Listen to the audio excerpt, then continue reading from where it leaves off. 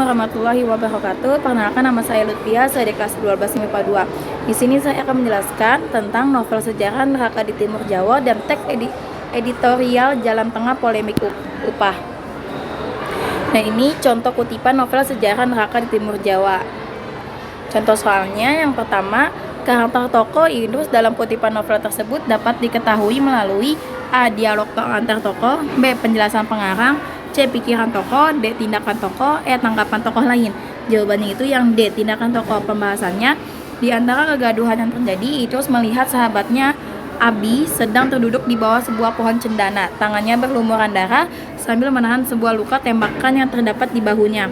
Lantas ia segera menghampirinya dan meminta bantuan beberapa rekannya untuk mengungsikannya dari tempat tersebut. Bertahanlah, kita akan membawamu ke rumah sakit, ujar Idrus sambil membopongnya dan memerintahkan kawannya yang lain untuk mengabarkan keluarganya yang berada di Tambak Sari. Pertanyaan kedua, suasana yang terjadi dalam kutipan novel tersebut adalah A. Sedih, B. Tegang, C. Mencekam, D. Senang, E. Tenang. Jawabannya yang C. Mencekam. Pembahasannya, ia melihat beberapa kawannya yang lebih dulu dikirim ke gedung itu banyak yang telah tertembak mati. Hal ini memicu amarah dari Idrus dan kawan-kawannya. Adegan tembak-menembak tidak dapat terelakkan lagi. Beberapa arek-arek Surabaya yang nekat menghantam dengan senjata tajam menjadi sasaran yang empuk bagi tentara Inggris dan Belanda. Darah bertumpah ruah, bak hujan di bulan Desember. Hal ini menyulut kemarahan arek-arek Surabaya lainnya dan memutuskan untuk membumi hanguskan gedung radio tersebut. Pertanyaan nomor 3, konjungsi yang terdapat dalam kutipan novel sejarah tersebut adalah A. Konjungsi temporal, B. Konjungsi kausal sebab akibat, C. Konjungsi penegas, D. Konjungsi penjelas, E. Konjungsi korelatif. Jawabannya yang B. Konjungsi kausal atau sebab akibat. Pembahasannya, kondisi Surabaya yang semakin tidak kondusif menyebabkan pimpinan Inggris Mayor Jenderal D.C. Hawthorne mencoba mencari orang yang mampu mengkondusifkan kondisi arek-arek Surabaya, sehingga akhirnya mengundang Soekarno dan beberapa perwakilan dari pemerintah pusat untuk mengadakan gencatan senjata.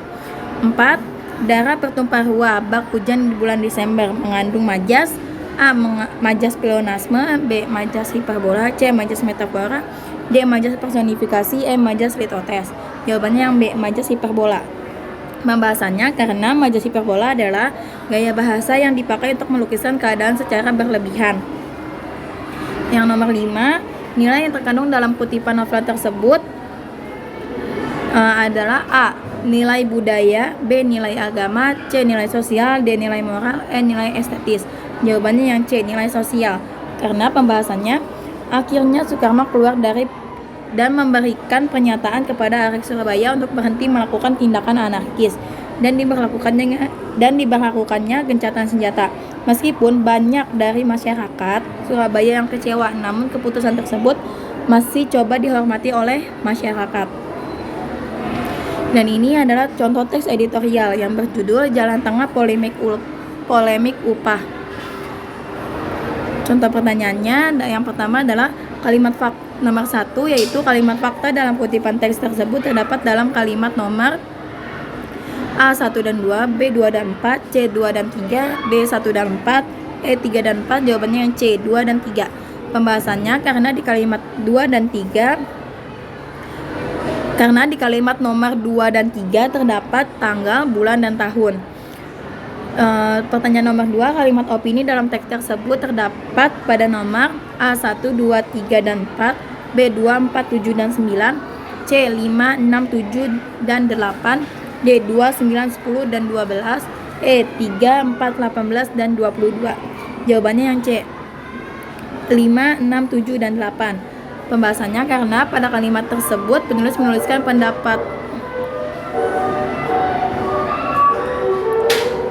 pendapatnya terdapat kata tersebut tentu belum memuaskan semua pihak. Lalu, pengusaha menilai penetapan upah tersebut. Seharusnya, sebab itu mereka akan mendemo.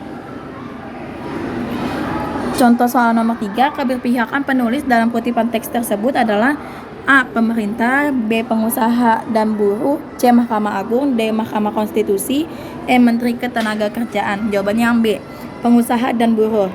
Pembahasannya terdapat pada kalimat Keputusan pemerintah yang menetapkan pengupahan berdasarkan Permenaker tersebut tentu belum memuaskan semua pihak, yakni pengusaha dan buruh. Nomor 4, konjungsi kausal sebab akibat dalam teks tersebut terdapat pada nomor A10, B4, C5, D7, E11. Jawabannya yang A10. Pembahasannya, sebab itu mereka akan berdemo berjilid-jilid terkait dengan penetapan upah minimum tersebut. Yang terakhir, nomor 5, masalah yang dibicarakan pada teks tersebut adalah A. Kenaikan upah minimum provinsi 2023 minimal 10%. B. Batas waktu penetapan UMP 2023. C. Pengusaha menilai penetapan upah tersebut memberatkan mereka karena terlalu besar, maksimal 10% dengan kenaikan rata-rata 7,5%. D. Kalangan buruh menilai kenaikan maksimal 10% terlalu kecil. E. Pertumbuhan ekonomi ini salah satunya ditopang oleh stabilitas dunia usaha yang melahirkan produktivitas tinggi. Jawabannya yang A. Kenaikan upah minimum provinsi 2023 minimal 10%. Pembahasannya terdapat pada kalimat pertama, yaitu pemerintah melalui Kementerian Ketenagakerjaan menetapkan bahwa kenaikan upah minimum 2023 maksimal 10%.